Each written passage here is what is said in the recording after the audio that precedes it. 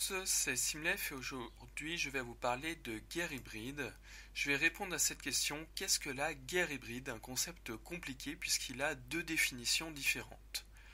Pour vous répondre, je me suis appuyé sur Défense et sécurité internationale, notamment cet article, Irrégularité se repérer dans la jungle des concepts, jungle conceptuelle, qui a été rédigé par Joseph Enrotin. À noter qu'il n'a pas inventé la notion, c'est un Américain, Frank Hoffman, qui a parlé en premier d'hybrid warfare vers à peu près 2005-2007. Allez, je commence. Le sens numéro 1, un conflit où les adversaires utilisent les méthodes de la guerre conventionnelle et celles de la guérilla.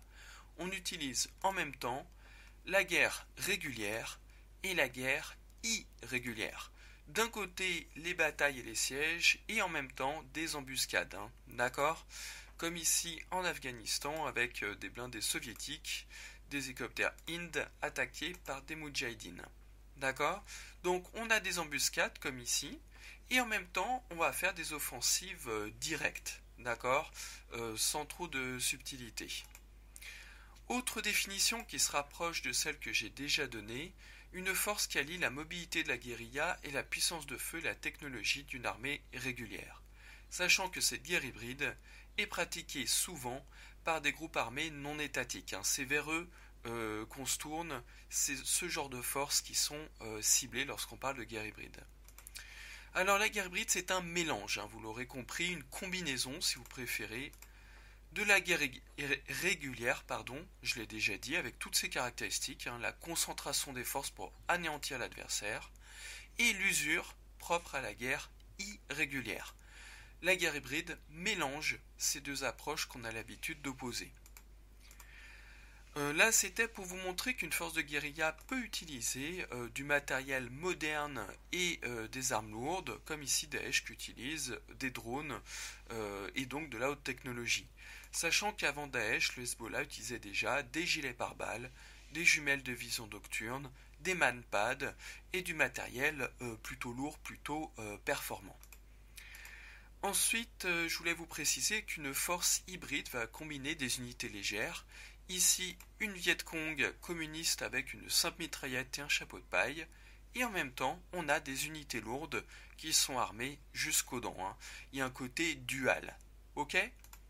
J'en viens à la deuxième définition qui est apparue dans un contexte très particulier en 2014 durant la crise en Ukraine, notamment avec la prise de la Crimée par la Russie et la crise au Donbass, notamment à Donetsk et à Luhansk. D'accord? C'est ça le contexte. Deuxième sens, une guerre sournoise où l'adversaire utilise l'approche directe ou approche globale, c'est-à-dire qu'il mène des actions en dehors du champ militaire. Alors là aussi on a l'idée de combinaison, on va unifier des caractéristiques qui ont lieu du temps de paix avec des actions du domaine du temps de guerre. D'accord?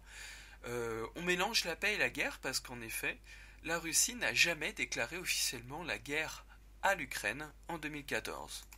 Et on fait des actions militaires, de combat, de guerre, de haute violence, avec des actions non militaires.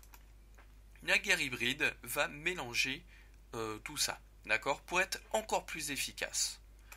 Alors ces actions non militaires, on va en lister certaines maintenant.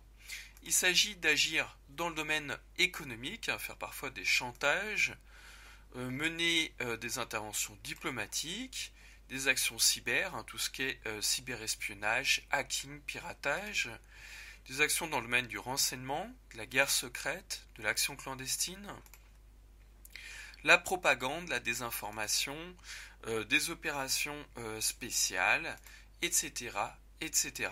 D'accord?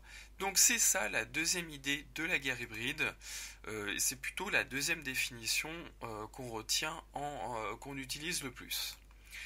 Là je vous ai mis une infographie qui va compléter ce que j'ai déjà dit de manière plus ludique et plus esthétique. Sachant que si vous vous intéressez à l'idée de vaincre l'adversaire sans combattre, j'ai fait toute une série de vidéos sur cette question, notamment comment dominer l'adversaire par la diplomatie, par l'économie, par le cyber, par les méthodes de voyous. Donc si ça vous intéresse, n'hésitez pas à jeter un coup d'œil. Merci d'avance pour vos remarques, merci pour vos commentaires, ça fait toujours plaisir, et à bientôt.